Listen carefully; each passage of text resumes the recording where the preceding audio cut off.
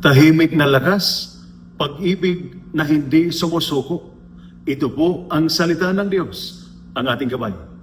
Ngayon po ay Holy Monday, March 30, 2026. Tahimik na ang Semana Santa.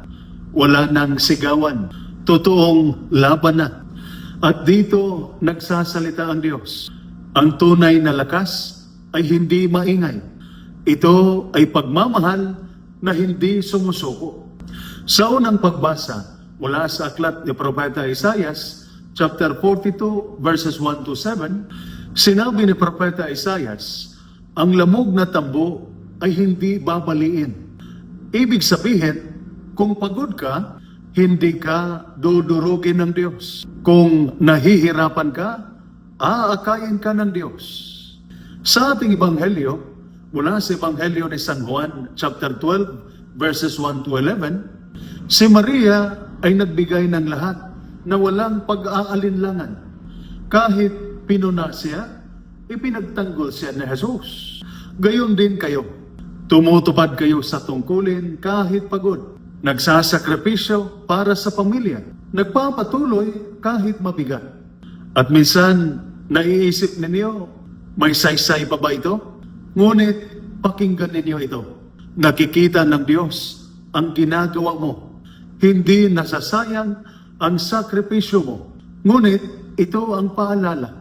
Huwag maging tulad ni Judas. Tama, pero walang puso. Hindi sapat ang trabaho. Dapat may malasakit. Mga kapatid, kapag ikaw ay pagod, kung mabigat na ang dala mo, hindi ka nag-iisa. Kasama mo ang Diyos. Kaya magpatuloy sa pagmamahal. Magpatuloy sa tungkulin. Magpatuloy kahit mahirap. Dahil iyan ang tunay na lakas. Ito po ang salita ng Diyos, ang ating gabay. Manalangin tayo.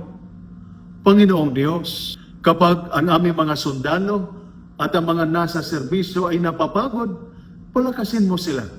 Kapag mabigat na ang kanilang dala, alalayan mo sila.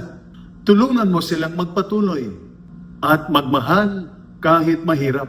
Sa pamamagitan ni Kristo na aming Panginoon. Amen. At sumainyo at sa inyong pamilya ang pagpapala ng makapangyarihang Diyos, Ama, Anak at Espiritu Santo. Amen. Santa Maria, Ina ng Diyos, ipanalangin mo kami. San Jose, ipanalangin mo kami. San Miguel Arcangel, ingatan mo kami. Amen.